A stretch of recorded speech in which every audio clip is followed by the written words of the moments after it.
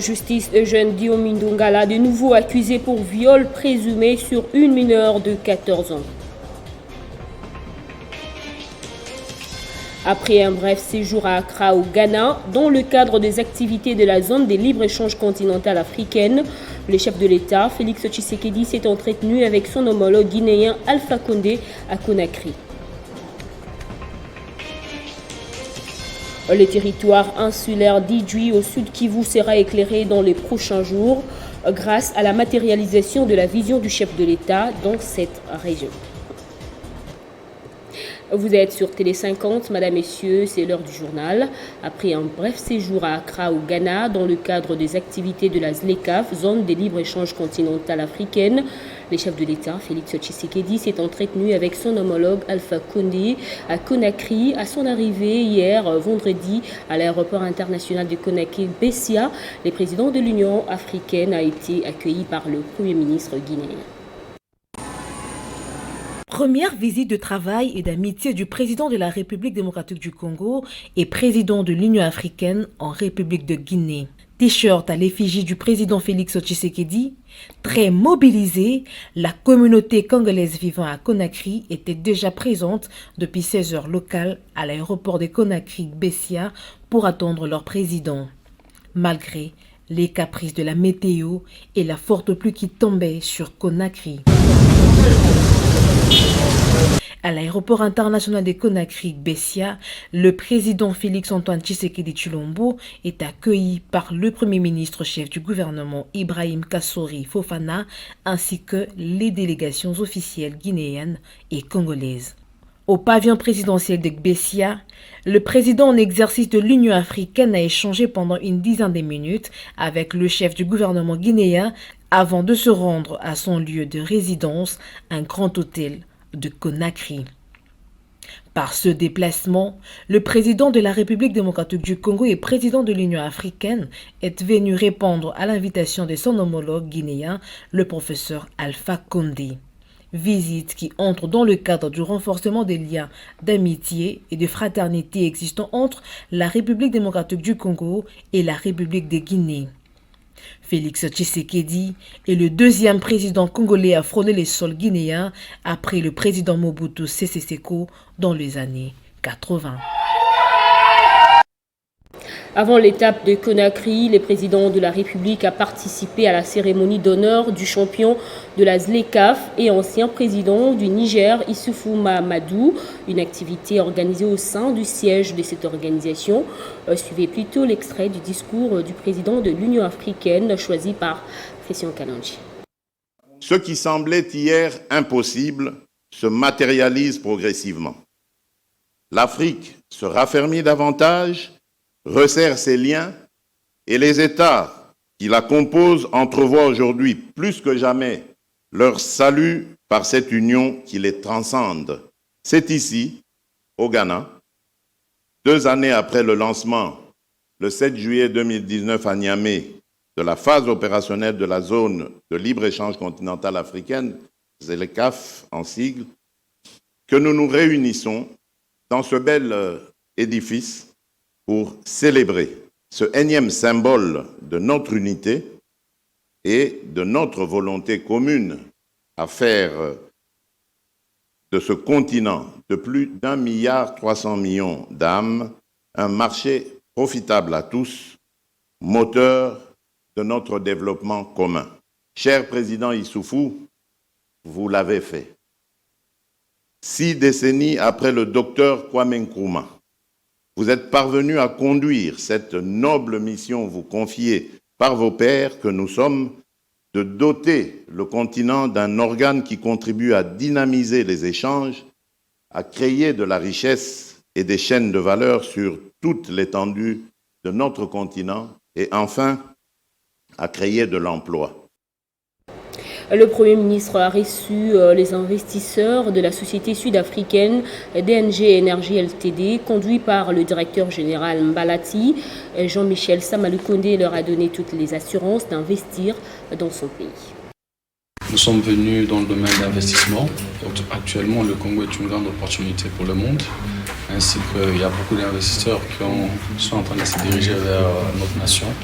à cause du climat des affaires qui est favorable. C'est ainsi que nous avons amené un partenaire potentiel afin de pouvoir accompagner le gouvernement dans le domaine des mines ainsi que dans le domaine de l'énergie. Nous voulons nous impliquer aussi dans le renforcement des capacités du projet des Inga, ainsi que pour le port de Banana. Aussi investir dans l'augmentation de la capacité d'énergie dans la zone minière, particulièrement au Katanga. Ainsi voir comment sur l'étendue de la République, comment est-ce que nous pouvons subvenir aux besoins de l'énergie. Et aussi, quelque chose qui nous intéresse, c'est la transformation du gaz au niveau du lac Kivu et aussi être dans les infrastructures. C'est ainsi que nous avons emmené le chairman de DNG, qui est l'une des grandes sociétés en Afrique, qui est plantée déjà dans des grands projets au Ghana, au Nigeria, au Mozambique et basé en Afrique du Sud. En fait, nous sommes prêts à commencer, comme disait le chairman, nous sommes prêts à commencer demain. Le plus grand problème est que nous attendons une bonne facilitation, et c'est ce que le Premier ministre nous a accordé, qui a disposé une bonne équipe afin de nous accompagner dans la réalisation de notre agenda. Et déjà de demain, nous sommes dans le Katanga pour voir la faisabilité afin de répondre aux problèmes d'énergie avec les mining. Et je crois que sous l'impulsion du chef du gouvernement, nous serons dans des bonnes mains afin de réaliser le programme que nous avons pour le Congo. L'impression a été très bonne et je crois que le chairman a insisté cela. Nous sommes très épatés par l'hospitalité et aussi par la diligence avec laquelle le chef du gouvernement a conduit cette séance de travail que nous avons eue ce soir. Et nous escomptons des résultats favorables. Et nous espérons que dans les prochains jours à venir, nous viendrons pour présenter le travail sur la République. Je l'ai annoncé dans les titres, 2 ans après sa libération par grâce présidentielle, un jeune Diomi Ndongala, président national de la démocratie chrétienne, est arrêté depuis hier par la police et se trouve actuellement au camp Lufungula en attendant les enquêtes. Il est accusé d'avoir violé une mineure de 14 ans. L'on croirait à un coup politique sous Joseph Kabila Kabange, voire un complot, alors qu'il n'en est pas un.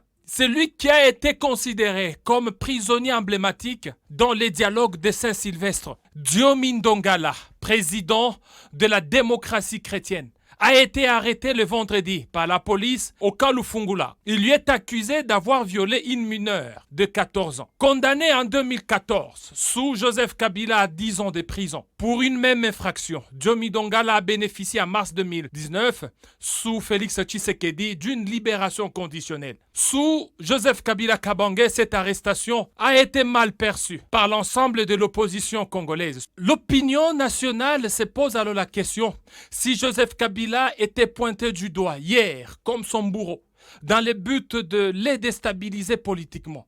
L'on se demande quel homme politique Diomi peut citer aujourd'hui comme son détracteur. Car selon lui, le premier acte était un scénario monté par des officines du régime de l'époque. Diomi Ndongala devrait-il donc retourner en prison 2 ans après avoir été gracié par le président Félix-Antoine Tshisekedi Tshilombo, quand on sait que son dossier est encore pendant à la Cour de cassation pour la même infraction. Et le ministre Alexis Tambo Mwamba de la justice de l'époque avait interdit à Diomi Ndongala de ne pas se retrouver dans un périmètre de 500 mètres d'une école des filles pendant les heures de cours. Selon les sources policières, Eugène Diomi Ndongala a été arrêté dans un hôtel de Kalembelemba, Kinshasa. C'est à la suite d'une clameur publique que le commissariat de la police de Lingwala a été alerté. Arrivé sous les lieux, la police l'a attrapé avec une fille présumée mineure de 14 ans. En attendant d'être présenté à son juge naturel, Diomi Ndongala est présentement en garde à vue à la police du camp Lufungula. En Ituri, la circulation sur la RN4, axe Komanda Luna, est désormais garantie grâce aux dispositifs sécuritaires mis en place par les forces armées de la RDC. Plusieurs dizaines de véhicules sont passés librement à la grande satisfaction des conducteurs.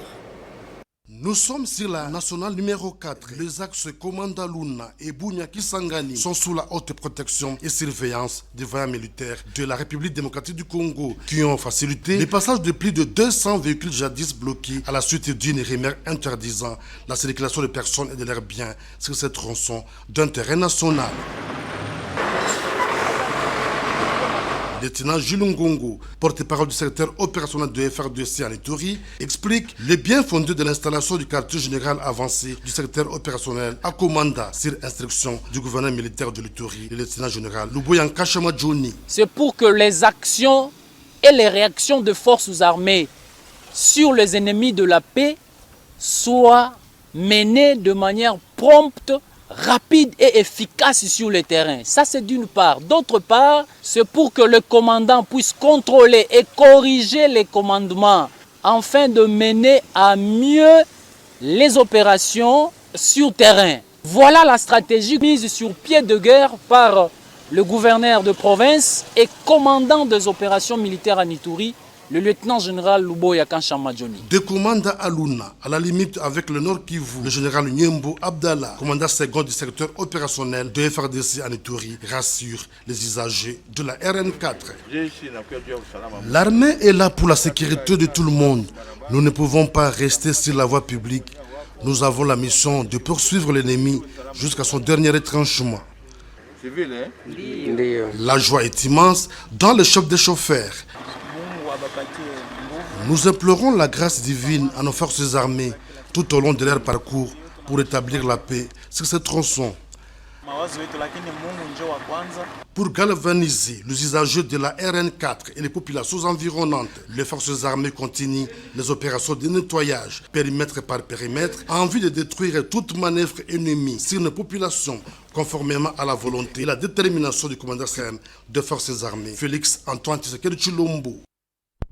D'une province à une autre, l'électrification du territoire insulaire d'île d'Idjouï sera bientôt effective grâce à l'action du chef de l'État, Félix Tshisekedi, dans le cadre de la matérialisation de sa vision sur cette île, un projet élastique qui a trouvé une réponse par l'implication du chef de l'État afin de soulager les populations locales du Sud Kivu, Amani Joseph.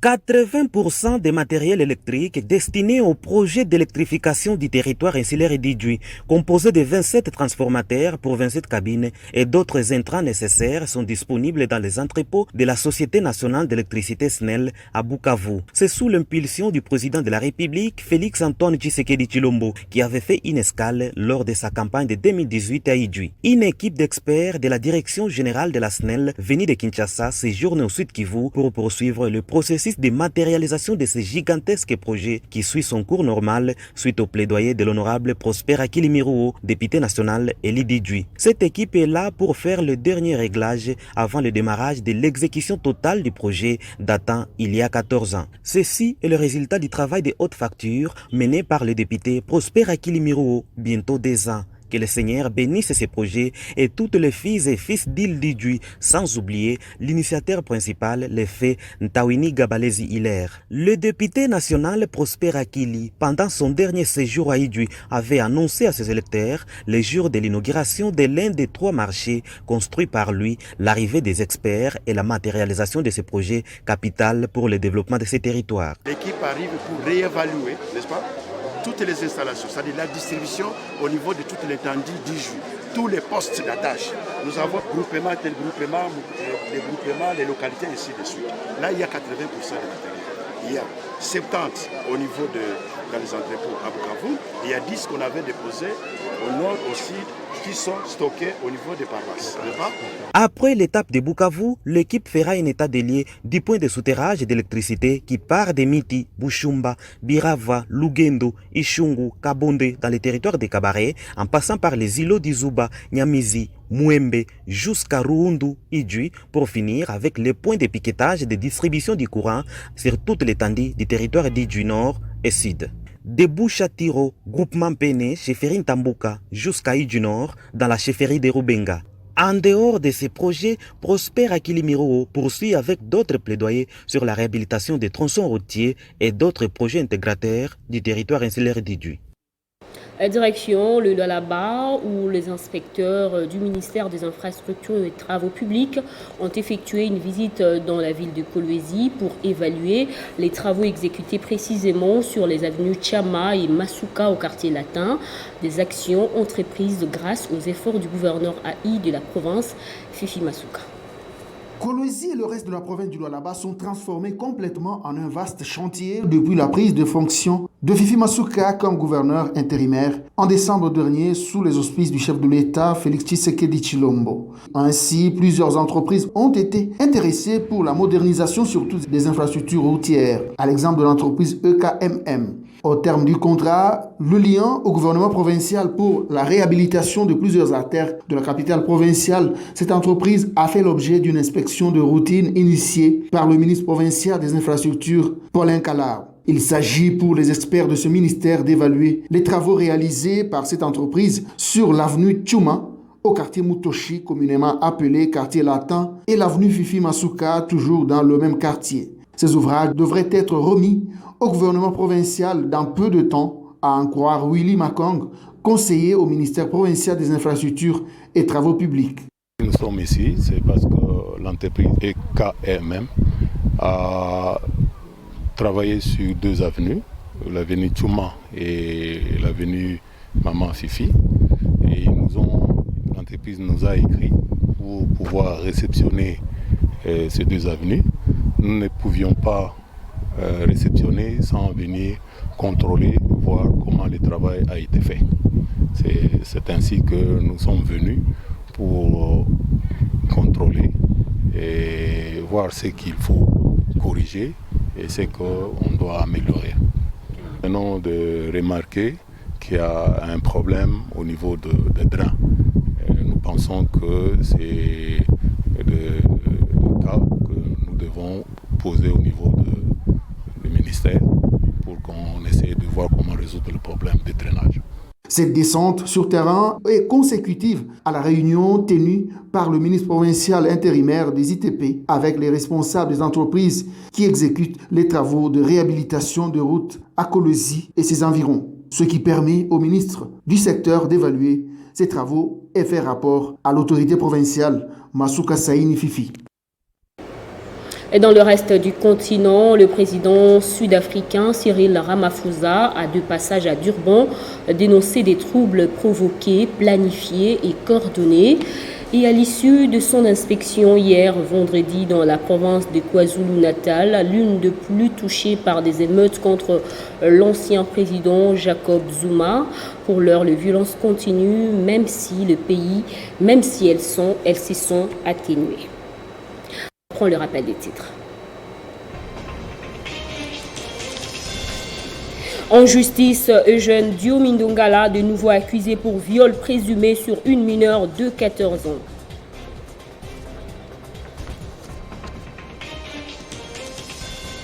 Après un bref séjour à Accra au Ghana, dans le cadre des activités de la zone de libre-échange continentale africaine, le chef de l'État, Félix Tshisekedi, s'est entretenu avec son homologue guinéen Alpha Condé à Conakry. Et puis, les territoires insulaires d'Idjwi au sud Kivu sera éclairé dans les prochains jours grâce à la matérialisation de la vision du chef de l'État dans cette région. C'est la fin de cette édition. Merci de votre fidélité. L'actualité reste en continu sur notre site internet.